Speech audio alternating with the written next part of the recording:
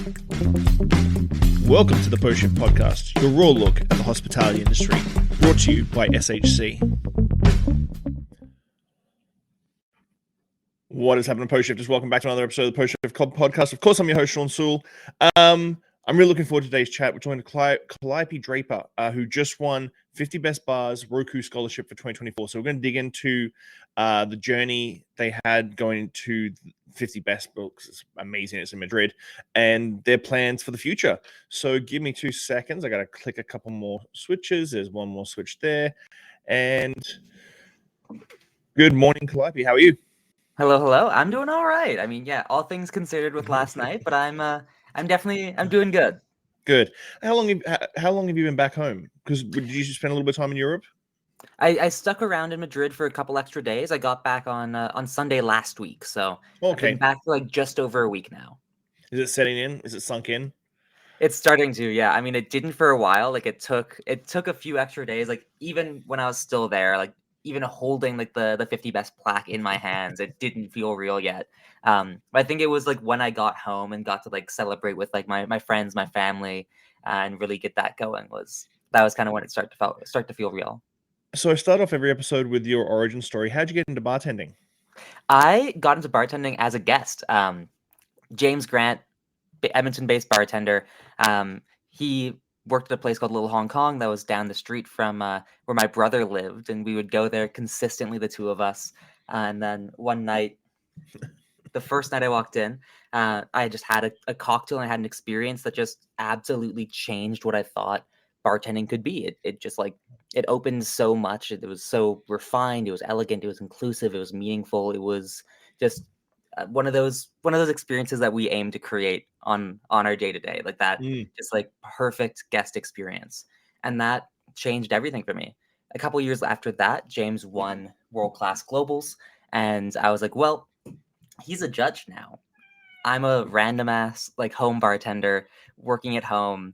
Like from during the pandemic, I was working as in like a social work capacity. I was like, well, I can enter a cocktail and go nowhere with it, sit at his bar in a couple weeks, get some feedback, and just refine this little hobby I have.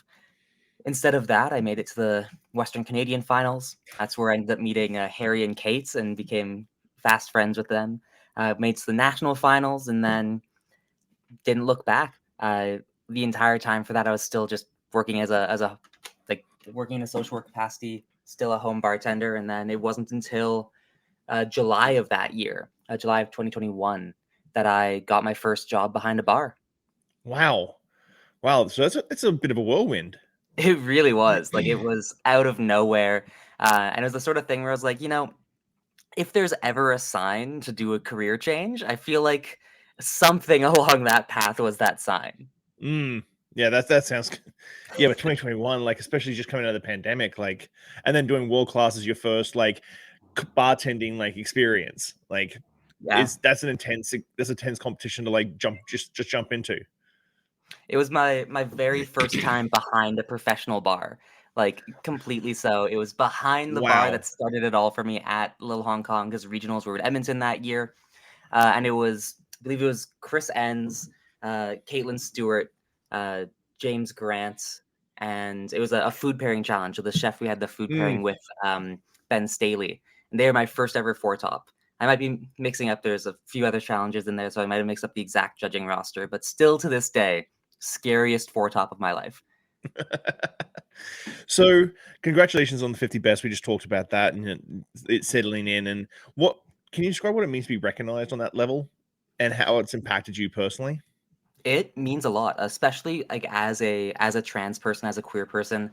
One thing that I was able to like to the best knowledge of almost everybody involved, I am the first transgender person to win a global bar comp.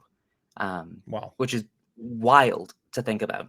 And it's a big deal in terms of representation, in terms of what can come next, in terms of who can see themselves represented in what excellence looks like. I think that's the biggest thing with the 50 Best scholarship and with the Roku 50 Best scholarship is that it's very much so from an organization that directly denotes in a very clear way what excellence is Mm. looking like in the industry through the awards, through the lists. There's a lot of other ways that excellence can come up in the industry. There's a lot of other ways to quantify it, but 50 Best is very much a present and institutionalized one of what excellence looks like. And to have, especially in times like now, the face that they're looking for young bartenders, for people getting started in the industry, to have that be a face that's unapologetically queer, unapologetically trans Mhm. is big. It's gonna open a lot of doors. So that's been, I think, the biggest thing for me is like the entire process going forward is going to be absolutely amazing.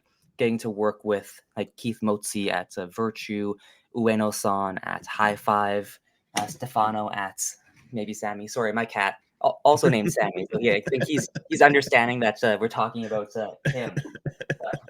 Working with Stefano at maybe Sammy, it's going to be a fantastic like whirlwind experience. I'm going to learn a lot, but there's also so much that's going to come from this for other trans people in the industry who might not Mm. feel like they've been welcome in Mm. a lot of the more craft cocktail spaces. So with the industry always evolving, what are the core values and principles you sort of keep to guide your journey through this sort of level of inclusivity and representation? I think for me, a lot of it is there's a politics to hospitality that I always like to reference, that we, in a very direct way, are shaping communities by who feels welcome at our bars, who feels welcome in our restaurants, and how we craft that space is going to shift who comes in, who other people see when they're in there, and if you see people that you might not expect, if you are still there, they're being welcomed in, they're being included in, that is going to be how you see the people who have a similar interest, who have a shared Mm. space, who are going out to these same places, and that's common ground. And to build that common ground directly, especially in times where a lot of that tends to be fading away, is really important work, and it's very directly political work. So how we shape who feels welcome in our spaces shapes who a lot of people see as part of their communities in a very direct, like geographical sense, but also in like an interest sense. So that's a big thing for myself is looking at this work as kind of a political community building work, and then also just recognizing that there's there's a lot of stuff going on in the world. Like not Mhm. a lot of people are tired. People are getting a little sick of it, I feel like, and it just keeps on coming. And there's a importance of creating hospitable places in a world that's starting to feel more and more hostile. I Mm. think that's something that I really hold dear. Is it's a responsibility, but it's also a privilege to be able to take stewardship of these spaces and to really try and have people feel welcome, have people feel luxurious, have people feel like they can from everything that's happening.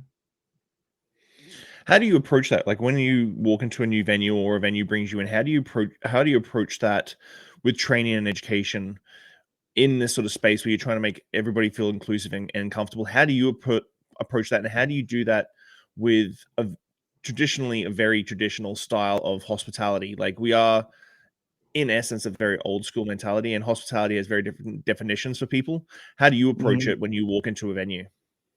I think the first thing for myself is recognizing that like nobody wants their guests to have a bad time when they're Mm. coming in. People want to create those experiences, and oftentimes we're not thinking about who different types of people are coming in. We're just thinking, how can I have a good service? How can I get through this? How do I keep my stock levels up? Like how do I make sure that I'm not going to be running out of my batches or my garnishes or whatever it is? And we just want to have a seamless experience for whoever's sitting on the other side of the bar. And when it comes, oh, hey, sorry. There's been a couple people who have given me flowers, and the cats absolutely love the flowers. um, but we want that seamless experience on the other side of the bar for people. And when it's somebody who has a different life experience, they're going to be facing different blocks. There's going to be things that we're doing, things we have structured in certain ways that we might not have thought about because it Mm. doesn't necessarily affect us. And so when it comes to those sorts of things popping up, it's not about the intentionality of not having done it. It's not that we're actively trying to exclude people, but it's that there's an issue that happened that we might not have seen that we can now deal with, and we have the power to change that, shift that, factor that into how we go about our next service. It's the sort of, and I think that's one thing I've really found is that like in the day to day, nobody in the hospitality industry, at least people that I've been lucky to meet, wants guests to have a bad time. Mm. And it's just expanding which sort of guests we're thinking about before we even open the doors. And that's the biggest thing. The other side is oftentimes I find inclusivity stacks. Like the joke I always like to say is that if you're looking for a place with gender neutral washrooms, find a place with gluten free bread. Like it's inclusivity stacks. People who care about one side tend to care about other factors and they start to think about other factors. And then they start to think about, okay, how do we like create an inclusive space for different body types? How do you create an inclusive space for folks who aren't enjoying alcohol? What does that look like? So it's just about opening that mindset Mm. to see different perspectives when we're going about it, not necessarily challenging the work that's already been done because we're already creating inclusive spaces.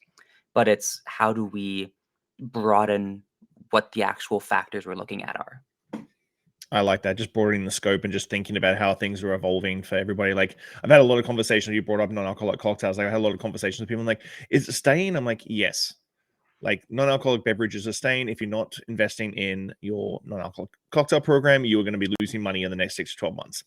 Like the 100%. Gen Z generation is one of the biggest drinking generations, and they aren't drinking. Like that's Yeah. just what they're not doing. Yeah. Completely. And I think like a lot of it is like even for myself, like I still drink, but I alternate. I'll have like one cocktail, one non-alc back and forth throughout the evening to just pace myself a little bit better. Or some nights I might not drink at all and I'll just go for the non-alcs and I'll like go outside, maybe enjoy a little bit of the Canadian legal cannabis and then go back into wherever I'm at. And that's my beer for the night. You know, Mhm. it's how we're engaging. It's a bit different. So, with what's entailing the 50 best bars? What's going to come next with the 50 best scholarship? What's your plan with the scholarship money?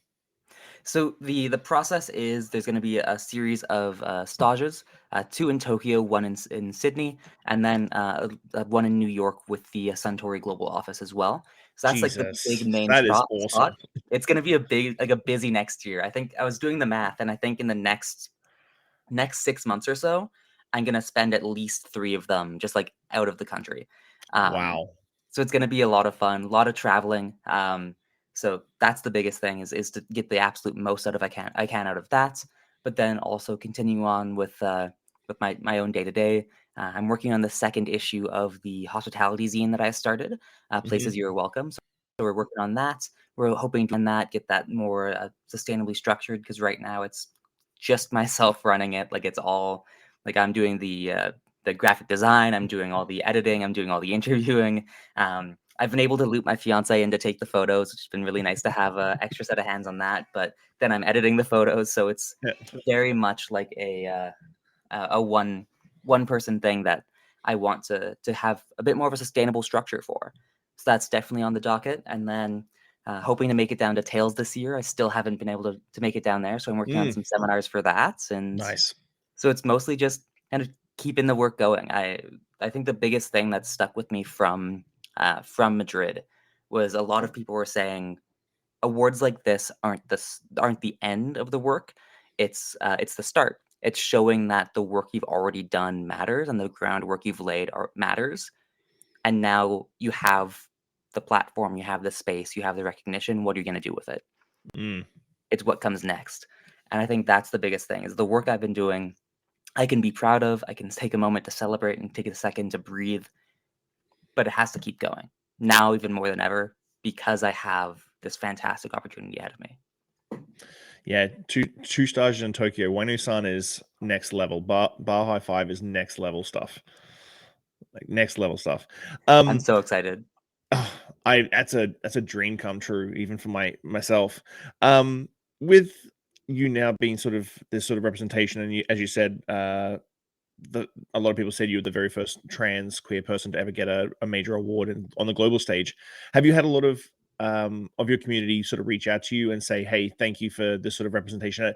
Is it sort of put a spotlight and people are feeling a bit more comfortable to be not themselves, but a little bit more open? I've definitely found that, like, even like, I've been trying to build a lot of community with trans bartenders across Hmm. Canada for this past year, and I've been able to chat with a lot of them, and there's been some really, really excited congratulations, but then there's a broader, reach that I've had. I've had folks from, like, across the world reach out congratulating me and have that, like, connection, that conversation about how representation at that level really is important and really does matter. So I think that's been really, really cool to see is just how much broader that community's already gotten. Um, and I am hoping that a lot of other people feel empowered by this. Like I've always been under the impression that success isn't how big the splash is, it's how many ripples you have. And I Mm. want to take this opportunity to not make it about me, to not make it about like what I want or how I'm going to do in the rest of my career, but to push so many other voices to the forefront, so many other people who are doing this work who might not be recognized, who might be in like a workplace that's not supportive and they're struggling about day to day, but they're doing the work on the back ends. People who are like creating resources, who are creating like training programs, that kind of stuff across Canada, across the states, across the world, and to really highlight that work to show that like we're here, we've been Mhm. here for a while, and this work is really important, and it deserves to be highlighted as equally important as anything else that's happening in the industry. So you've done a lot of seminars. You said you want to do Tails seminars, and you did a seminar at Toronto Cocktail Conference this year with Kate. Yeah, When it comes to education and training, are you finding the decision makers, the management, the ownerships are coming to you and gain training for themselves, or are you finding that it's more of a down up sort of training schedule? Are you training a lot of the staff, a lot of the community, a lot of the industry, and they're sort of trying to pass that on to the upper management and ownership? I've definitely found it's been a bit more in the work so far. Like down up, as you said, like starting with the people behind the bar, starting with a lot of the people who are like passionate about the industry, and then hoping that it kind of shifts that culture, opens that conversation with the owners. Like going to Toronto Cocktail Conference, a lot of people there were like bartenders, not necessarily as much like bar owners. There were some, but a lot of the folks I feel like I've been chatting with and reaching have been just people who are working the bar day to day, who are passionate about hospitality, who know how to make a great drink, but want to create a space that's even more intentionally inclusive than it already is. And oftentimes, the people that are coming to these trainings and coming to these seminars are people that are already doing the work and wanting to expand their reach, expand what they're talking about, find some new key points, get some research. Oftentimes, yeah, the main people in the audiences are the people who are already doing the work, wanting to just kind of have that moment of validation. Because oftentimes, going about doing this work day to day, it can get exhausting. A lot of it is just like Mhm. persistence. A lot of it is just really finding those moments to like keep going, keep pushing for it, keep trying to find a way that makes sense with however you're communicating it and whoever you're communicating with. Um, so having these spaces with them, my biggest goal is like, how can I provide you with the resources you need to have those conversations be as successful as possible when it comes to talking with your owner, like the bar owners, with your bar managers, whoever is making that decision in your space you're in. Mm. Have you ever thought about, and I don't want to say monetize, 'cause it's sometimes a dirty word, but have you ever thought about doing like a structured course for workers as well as ownership and management, and like being able to be hired and brought in to like do a proper whiteboard and PPT style course for the industry? That's definitely something I've thought about for a while. It's something I've been like working on a bit in the background with like alongside other projects. And it's the sort of thing where like I want to get this out to as many people as possible and really like help fill some gaps that I see. And however I can do that is the best way I can do that. Um, so that's something I've been trying to have structured for a little while. I've done it in a bit less of a formalized way, coming in Mm. as like a consultant, doing like a one-off training here or there.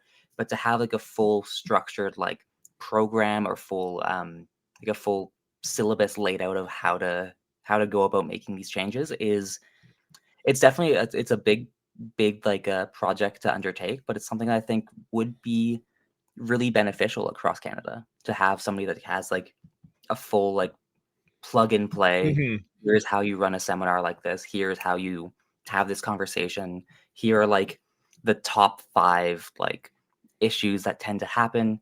Here are how you like structure an intervention with a guest that's not being Mm. inclusive or creating an uninclusive space.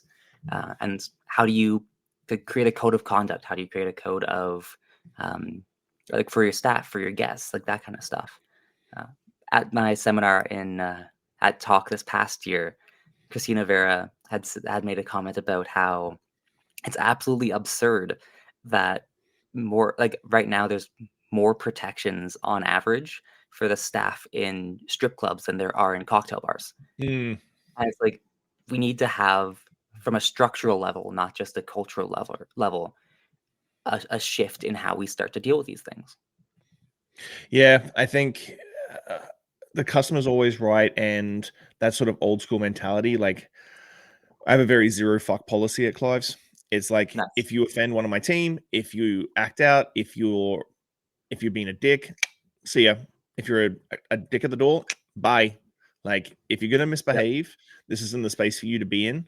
Like, not at all. And we've had it's a bit of an anecdote, but like we had a gentleman from I won't say what organization from an organization actually like grab one of my team and look at her tattoos, and she was very uncomfortable. Obviously, they got ejected, but then they got banned from the organization and banned from ever coming to Clive's and banned from ever coming to Vancouver Island to do the thing that they do. And Wow. so we made a formal complaint to the organization because he was very high up in the organization. We're like, this guy did this, he was a dick, gone, and he's never stepped foot in the hotel ever again. Nice. Yeah, so it was like, nope, that's it. Yeah. um What Yeah. advice would you give to other hospitality venues looking to improve their inclusivity for their guests and their staff? What are the common pitfalls that you see when you walk into a space? Are there at the times when you walk into a space, and I can do it as a cocktail person, you see like little service things and like, but you have a much bigger scope. Like, is there things that you walk into a bar and go, nope, that shouldn't be that way? I think the biggest thing, and it ties back to what you're saying, is what you just the story you just said was sometimes creating inclusive spaces means saying no to people. It means like sometimes removing people who are the issue. And that can sometimes be a bit of a hard pill for a lot of folks to swallow, is that by trying to accommodate everybody, for trying to make everybody equally feel comfortable, that in of itself can create Hmm. hostile situations.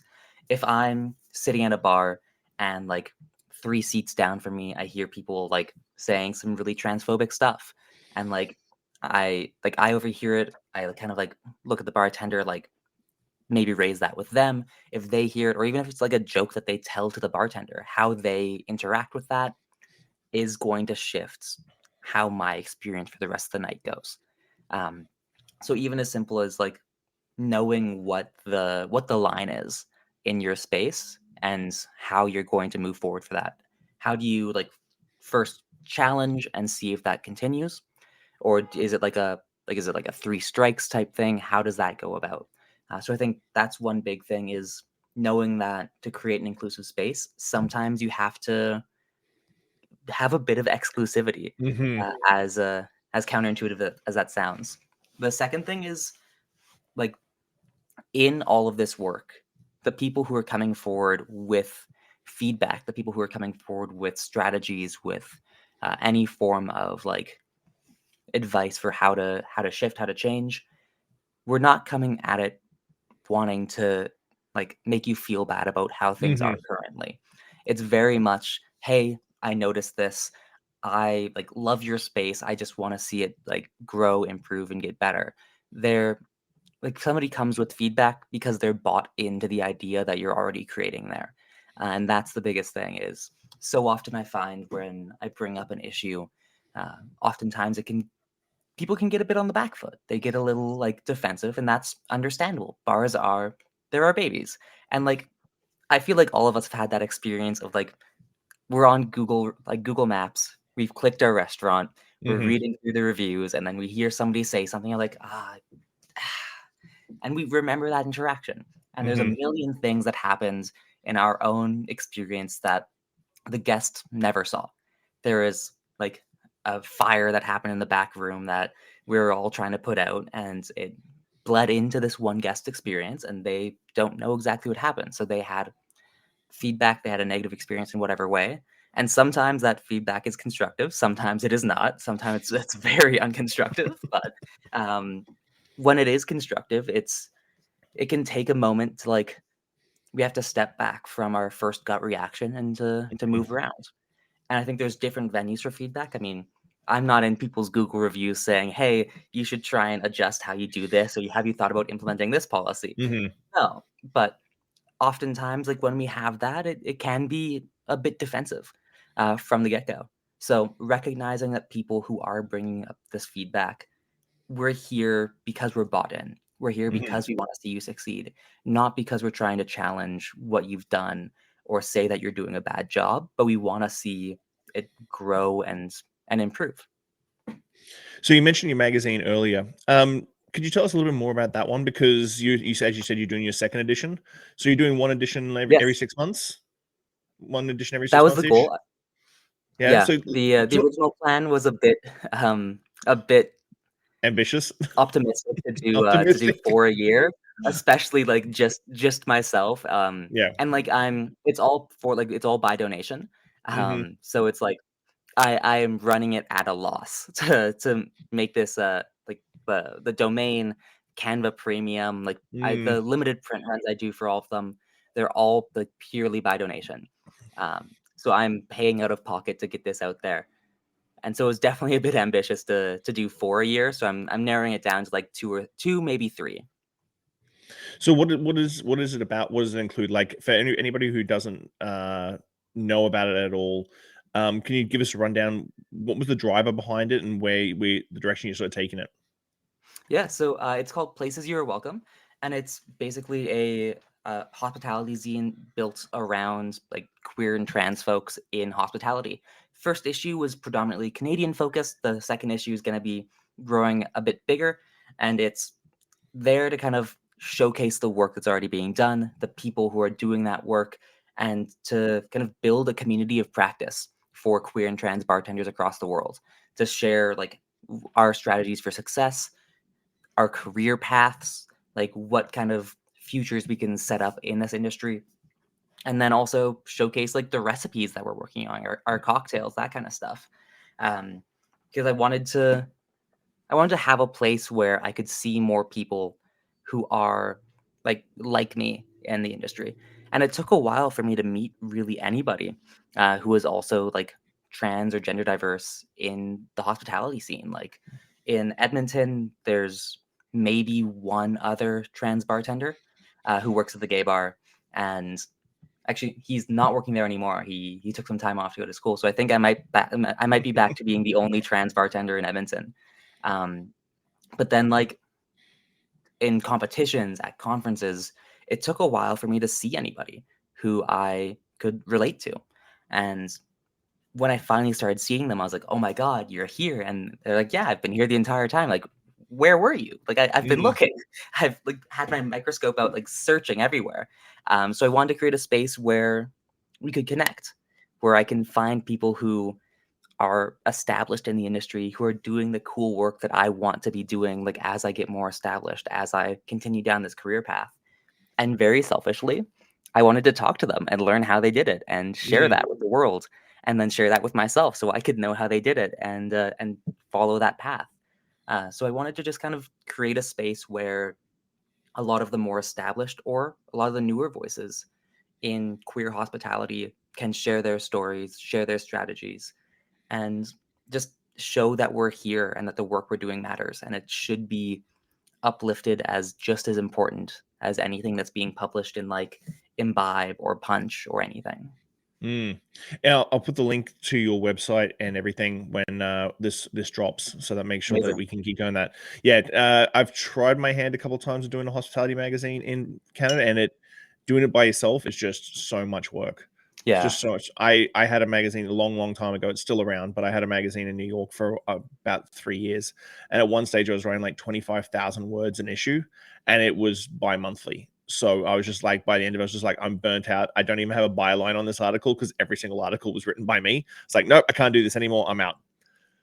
Looking towards the Yep. future, how do you envision the industry sort of evolving over the next 6-12 months? I understand the political climate, especially after last night, was it's not exactly where it should be personally, but how do you see our hospitality industry, especially here in Canada, sort of evolving over the next like 6 to 12 months? Well, in the future. Yeah. I mean, 6 to 12 months, future overall, like bit different scopes. I think in Alberta specifically, a lot of what we're seeing coming out of the States last night is happening here as well. Like I was at the legislature yesterday before my shifts, sitting in as part of an active protest to like watch the legislation actively be passed in front of us, to have them look us in the eyes when they're passing bills that limit queer healthcare, limit our stories being told, limit our participation in society overall. And in Alberta specifically, we know that there's more to come. There's going to be a lot more of that legislation happening. So in the next 6 to 12 months, a lot of it is like, if we can stay the course, if we can stay where we are, that's a win. That's progress. Any step that we can stay on the ground that we're already on, we don't have to push it forward just yet, as long as we can just like weather out what's happening. Because in a very direct sense, in Alberta specifically, there is an active attempt to limit the involvement of people like myself in society as a whole. And it's exhausting, but it means that the work that I'm doing matters. If it's such a threat to have a trans person in public, having a trans person in public actively creating spaces where other trans people feel welcome, that in of itself is revolutionary. If all of the power that they're saying we have to indoctrinate or to like change everything, if all that's there, then we have to use that. So that's, I think, the biggest thing for me is to stay that course. In terms of the industry as a whole, I mean, looking at the quarterly reports, looking at where a lot of the spirits business is, it's a lot of tequila, a lot of like agave, and a lot of non-alcs. And I think that's really interesting to look at. I mean, one of the two bars I work at is a fully sober bar.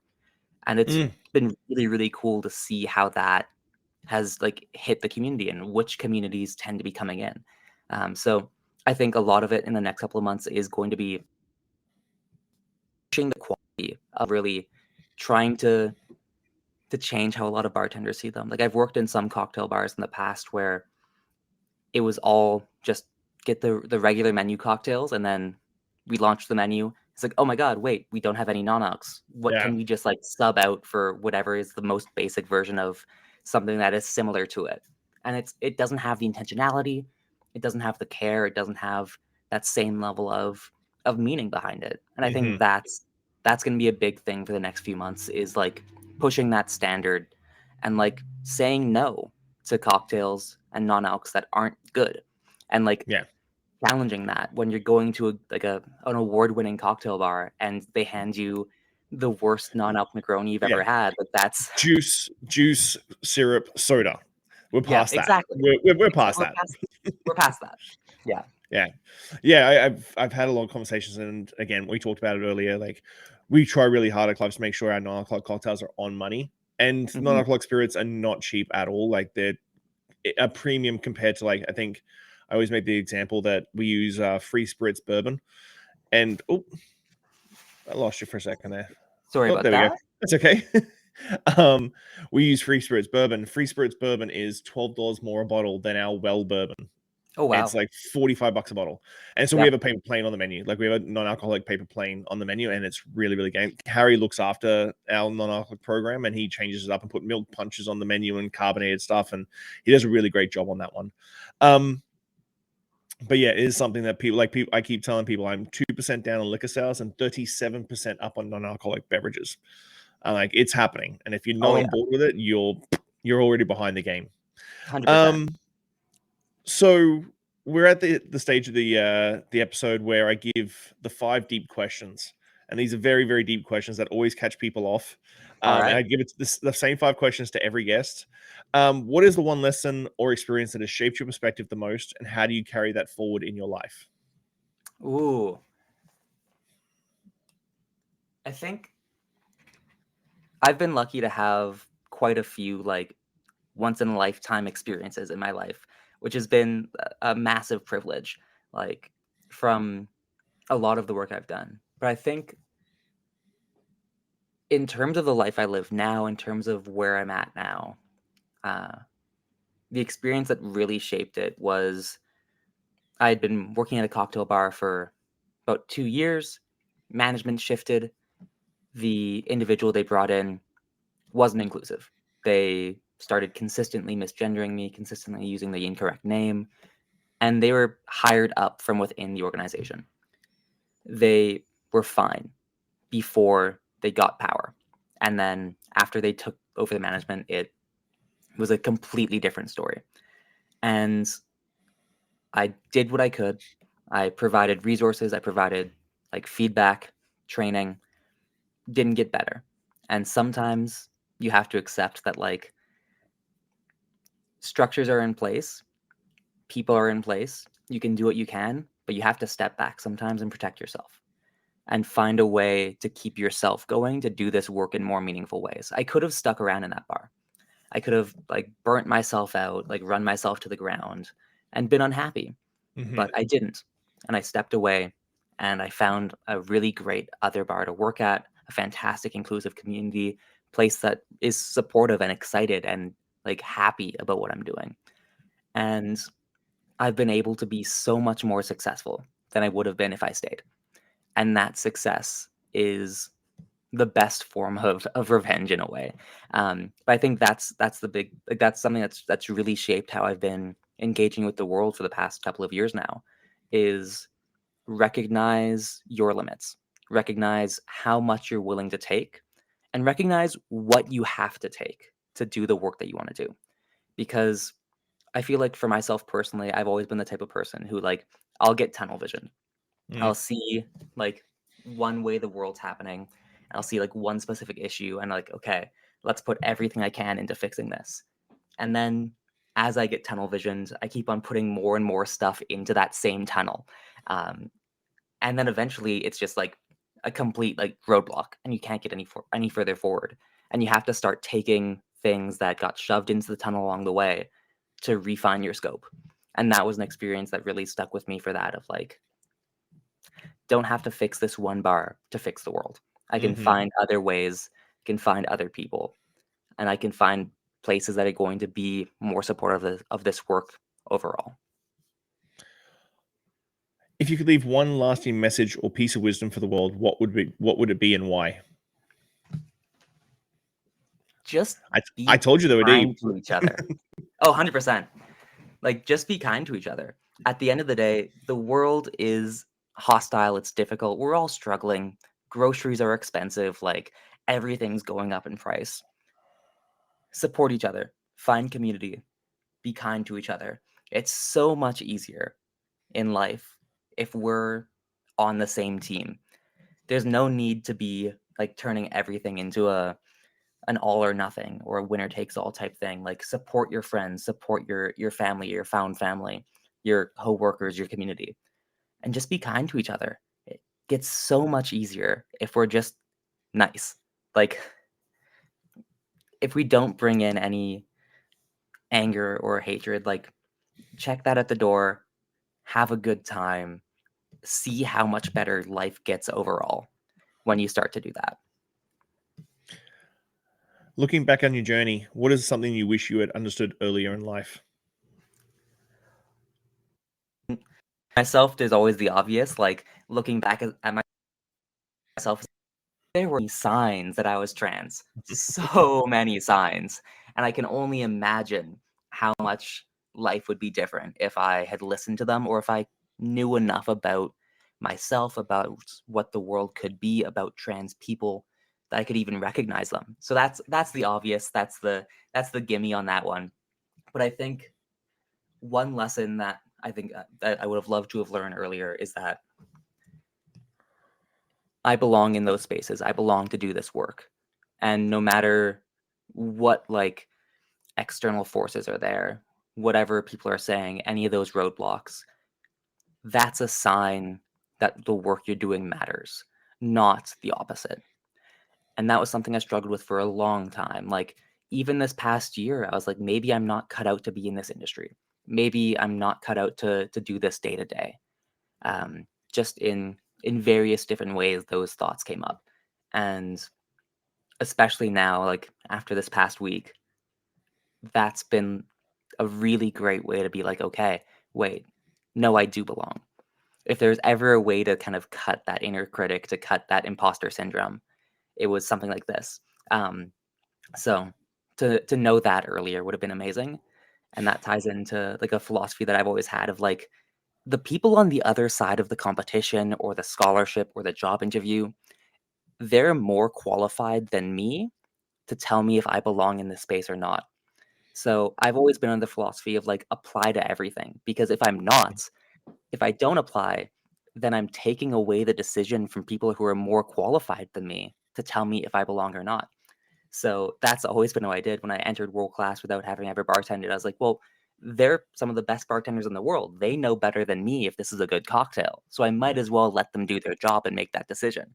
Um, so that's always been a fun philosophy I've had.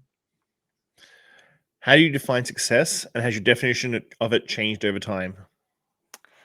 For me, success is the ripples. Like I said, it's not how big of a splash you have. It's not all of like the accolades and all of that. It's measured by the people you have an impact on. It's measured by who carries on that legacy, who goes further than you, who goes further than you ever can. And that's always been like core to myself is success for me isn't success for me, it's success for the people who come after me. And that's been a core guiding factor for me for my entire life. That's awesome. What do you hope your legacy will be, and what steps are you taking to build it? Ooh, I think the biggest hope I have for my legacy is just shifting the standards of what excellence looks like, to add more to it, to have inclusivity be directly tied to excellence in a lot of direct ways, um, in terms of like criteria for measuring like awards, that kind of stuff, to have inclusivity be baked in foundationally. And I think a lot of what I'm doing now with my magazine, with engaging with like a lot of competitions or organizations like 50 Best, like with the scholarship, it is directly trying to help push that and getting me in the rooms with the people who help to design that criteria and having those conversations and having them recognize that it is a meaningful part of it. And it's a long haul process to have that be the norm, but it's in progress. Do you think, on a personal level, now that we've gone through the deep questions now, because I've got questions now, do you think on a level like, do you ever see inclusivity being looked at the same way that sustainability does on the award circuit? Like we have sustainability awards. Do you think that it's going to be one of the things? I know that a lot of people call on the business side that a lot of people are calling for these awards to sort of have a financial aspect to them. Like, are you actually making money as the world's best bar, such and such? Do you think inclusivity will eventually be a portion or a standalone in these award judgments? I would love if they did. I think that's a big goal of me, a goal of mine to see something like that, to have a like inclusive hospitality award Mm, tied into these sorts of spaces. I did chuckle a little bit when you use sustainability as the example, because I think going to the way that sustainability has in a lot of these spaces, it's become a bit of a buzzword where mhm. every brand has a sustainability comp, and it's like how do you use this brand and then find a way to tie sustainability into it. Um, and I think there it can get a bit um, kind of disjointed, a bit like Mm, untethered from the actual act of sustainability in of itself, where people make really great cocktails that to make once for a competition is like zero waste, but isn't gonna mm, ever work behind a bar consistently. And I think looking at something like the Torres Brandy Zero Challenge, that's a fantastic sustainability initiative that has like money incentives to implement these projects behind a bar, and it's built for that. But a lot of the sustainability, like comps, a lot of the sustainability discussions tend to be a bit surface level. So I think with that specific comparison, I'm hoping we can go deeper. I'm hoping we can like bake it in further into the foundation. That's awesome. Well, enjoy the next 12 months. I am extremely jealous that you get to go to High Five Bar and maybe Sammy and New York, and it's an impressive achievement. I'm really really impressed with you. I really am. Well, we've known each other for a couple of years, and like it's been great having you sit at the bar when Harry came to Edmonton and hang out. And so I just want to say thank you for all your efforts, and I'm glad that you gained the attention and admiration that you deserve. So I just very, very, very, very impressed with just everything that you're working on and everything you've been doing. So just thank you so much for being on the show. And thanks for having me. It's an absolute honor to be here. Like you're a titan of the Canadian bartending community, and like being able to sit here and chat with you about my my silly little projects and the stuff I've been working on is it's really fantastic that you'd want me on here. Yeah, Titan and old are two very different descriptors. Very different. Yeah. Yeah, being around the longest is usually what makes you a Titan. But that's sustainability. That's effective management. That's thank you so much for being on the show, Callie. I'll talk to you really soon. Okay, thank you so much for having me. Thanks for listening, Pose Shifters. Well, I hope you enjoyed that episode. I really enjoy sitting down with friends and peers and just chatting about the industry and getting down to the nuts and bolts of what's really going on out there. Make sure you like, subscribe, comment, everything on all the platforms. Just hit it up and I'll do my best to answer any queries or questions you have. I'll see you next week, guys. Bye.